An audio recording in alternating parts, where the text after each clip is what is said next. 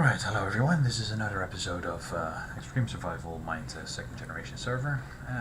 Today we're going to make a Travelnet, and I will also try to get to the Floatlands because I sort of like finished the tower. Now, in order to create our Travelnet box, we need to have quite some stuff. Travelnet, such as these infinium ingots, which the infinium you can find deep below in the caves, so you have to mine for that. And in order to get an infinium ingot, you need to cook this sort of like goo, infinium goo. And in order to create this infinium goo, you need to combine it with a bottle and with flowing water. Now, the flowing water is something that you need snow for. So what we're going to do is we're going to get a shovel and we're going to dig a couple of these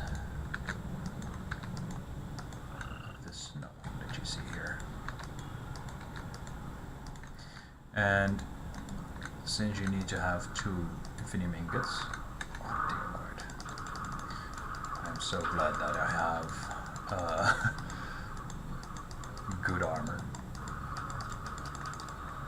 I'm pretty much indestructible. I think that's one of the issues with this with the 3D armor. It's quite hard to get a good balance, because if you have the mithril armor, you're pretty much invincible, so mobs can't kill you, basically,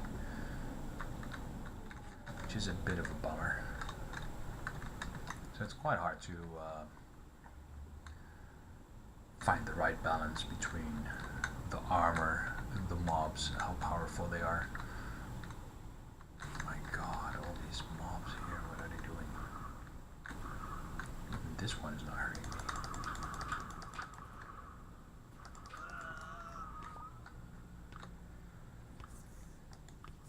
As you can see, not a dent in my mithril armor. I'm invincible.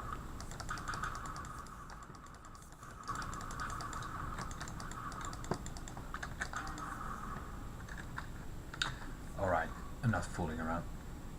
Ooh, gold. Well, we got plenty of that. Let's just go home. So, back to what we were doing. So, if you have these snow blocks, what you need to do is you need to, or I should say snowballs. If you have these snowballs, you need to craft them into snow blocks. What you then need to do is you need to compress these snow blocks. For that, we have the compressor machine. So what you do is you take your snow blocks, put them in a compressor, and then the compressor compresses the snow and turns it into ice.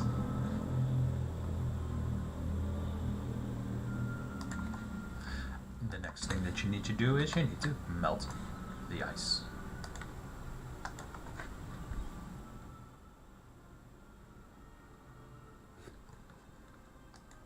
Now we got flowing water, and once you get the flowing water, it's just a matter of grabbing all these ingredients, your goo, bottles, water, and you get the bottle with infinium. Then what do we need to do in order to get the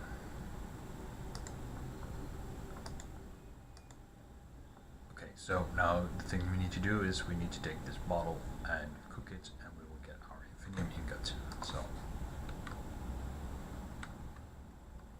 there we go.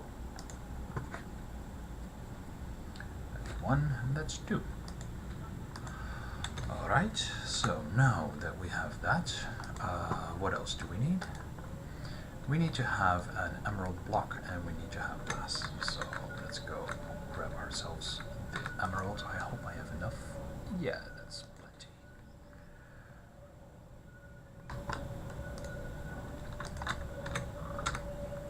Emerald block.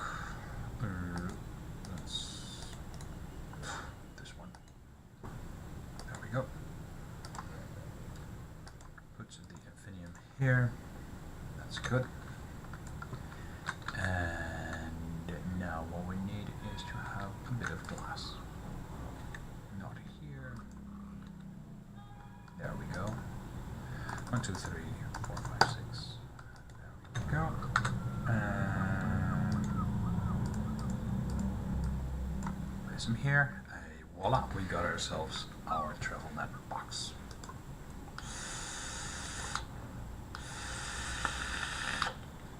So that's how you do that. I once saw another player asking me, like, where can I get this flowing water? Well, this is how you get it. Just make sure you have ice. By compressing the snow block, cook the ice and you get the flowing water.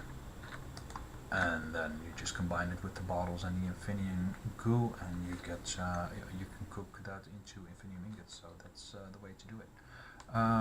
Now I need to organize myself, get rid of some stuff that I don't need. What I need to do, of course, is I need to bring the Travelnet box to the Floatlands. Get rid of this. I don't need no obsidian either. I could probably use a protector, but yeah, I'll be fine. Don't feel like crafting one right now. My base has not been found yet anyways, and I think it might not be found that easily, so I'll just risk it. The worst that can happen is that I lose my Travelnet box. So here is my big ladder and the tower going all the way up. And what I will do is I will stop recording and I will start recording once I'm near the Floatlands, and then I'm going to stitch the videos together. So talk to you in a bit.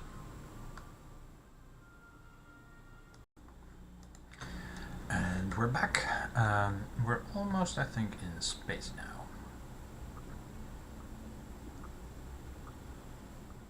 See the moon there. We are at 1,000 nodes high.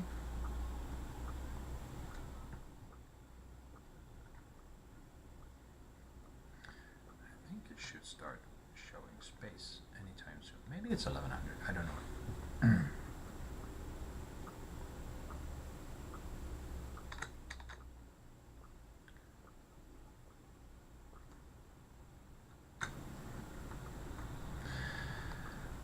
Going up, up, up. 200 more nodes to go, and we will be at the Floatlands level, which is 1,280 nodes.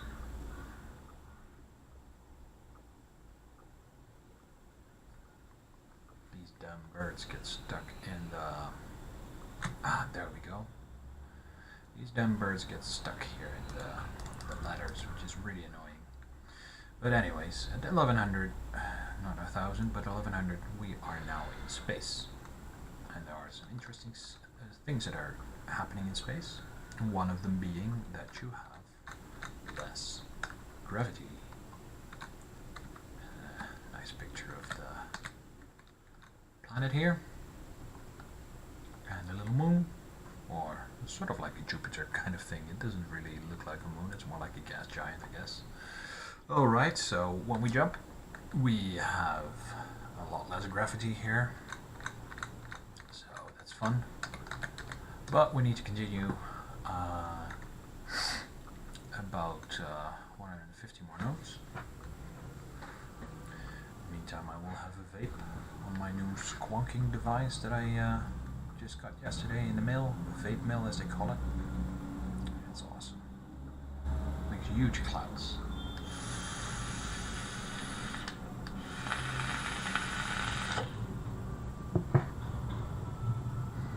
As you can see, there's a damn bird stuck here at the ladder. So, need to kill that one. That's why I had to craft a bunch of spare ladders.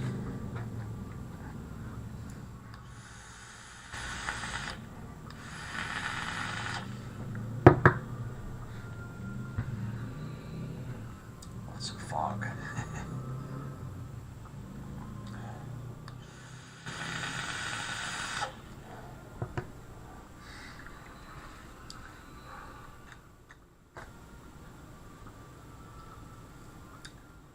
And we're starting to see the space roads that I built in order to get to the Floatlands. So basically what happened was that I was just using the robot to get higher and higher and higher, and it was nothing at 1280. And I know that sometimes you need to search a bit more to find those Floatlands. Sometimes they also are stacked and they go higher and higher and higher. I was hoping to find something at a higher elevation. I couldn't find anything. Then I ran out of brick and a ladder, and I thought, well, I'll just get some cobble and I'll just start building a road into the X and Z direction to see if there's anything that I can find. And I actually found something going this way, but it seemed that it was actually the same kind of landmass could also be reached by putting a road this way. So I got two roads now. We'll just take this one. And we jump. And these birds are dying because right now it's daytime, and these birds, they die when it's daytime. And here you can see the Floatlands. So yes, I could actually see the map meta information in the ESM 5 GitHub. There was the meta file for the map, and it said that there was Floatlands in there. And I thought, I want to visit those Floatlands, and indeed, there they are. So I'm at 1280 in the Floatlands. Now, the Floatlands are basically the same kind of biomes that you would find normally on ground level. So here you have a sort of an ethereal biome. Even the saplings. And you can jump around just as if you're on the moon. And where you see these big holes in the ground, normally there would be water, but obviously if you have water, it would fall all the way down. So it's not a very good idea to have a lot of water in these Floatlands. You even have these caves. And these caves are actually quite dangerous because they're at the bottom of the Floatlands, so you could actually fall down. I didn't bring any torches. That wasn't a very smart thing to do. Oh well. Let's keep going while it's light. And as I expected, there's actually quite a bit of ore to be found very close to the surface. So in the Floatlands, you will more easily find things like diamonds and mies, because here you don't have to dig very deep. The rules don't really apply here, so digging deeper doesn't increase the chances of finding mies or diamond. Here you will just find the ores. So you have all the rock here, and you find the ores here as well. And here you can see some stone with tin, which you would normally find below the surface in your caves. Now they're very close to the surface, so the idea is that having access to this world, I can just start removing all the soil, all the dirt, and then expose all the rock underneath. And by doing so, I would find all kinds of ores. Now, the problem is that I already have so many ores that I'm not really sure if it's very handy, but hey, it beats having to go into the mine and getting poisoned by all this green radioactive goo all the time. So, as far as mining ores is concerned, this is actually the safer option, except for those damn birds. But then again, the mithril armor makes me invincible, so the birds don't do a lot. Here you have a plains biome, lots of flowers, zombie sheep, and I can make a second base here in these Floatlands. As I was saying before, you have these huge gaps here. That's basically where you would normally find a lake. But yeah, if there was water, it would fall all the way down.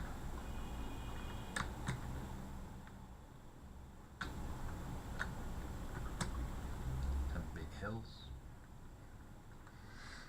Let's climb one.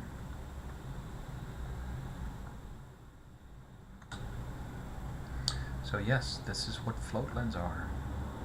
So glad that Mikey didn't switch them off in his map generation parameters. But to be honest, it is some good use of the vertical space, because Minetest allows you to go up. Like, it's the Y goes all the way from minus 32,000 to plus 32,000.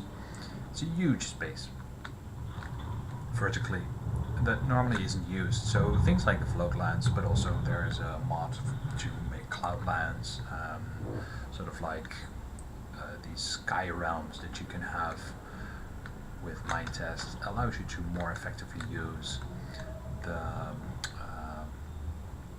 vertical space that is available in this game.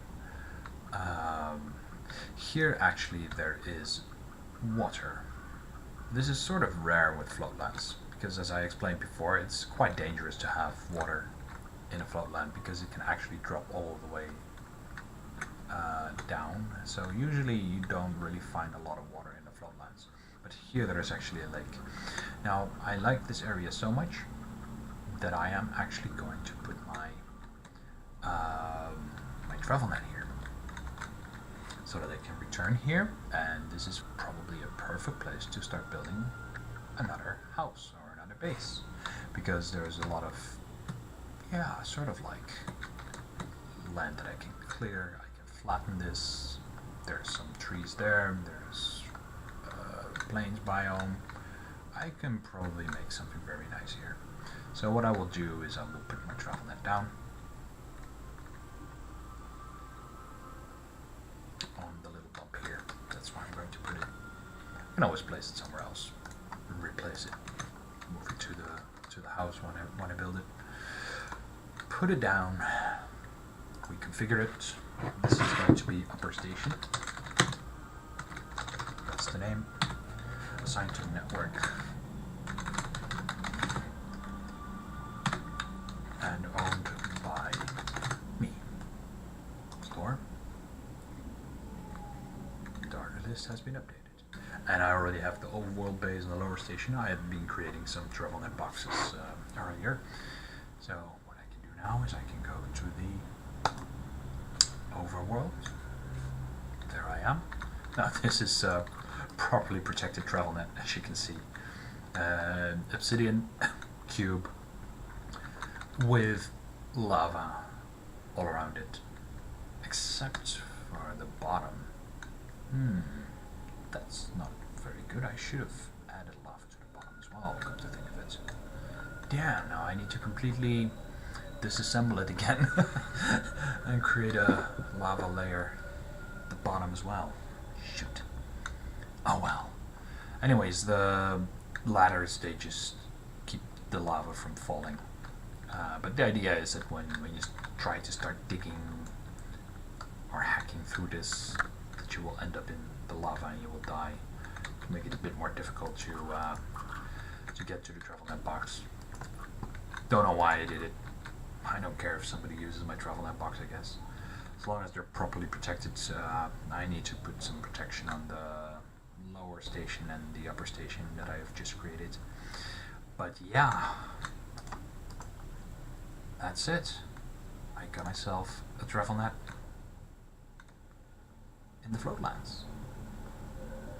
This is wonderful. Get myself another cow. I'm glad there's so many animals here. I need to get meat. I need to make more bags as well, because I'm constantly running out of space. I need to craft some bags as well. Anyways, that's what I wanted to show you. That's the Floatlands, the Travelnet boxes, how to create them, how to craft the infinium ingots. So I hope you enjoyed it, and I will see you next time. Bye guys.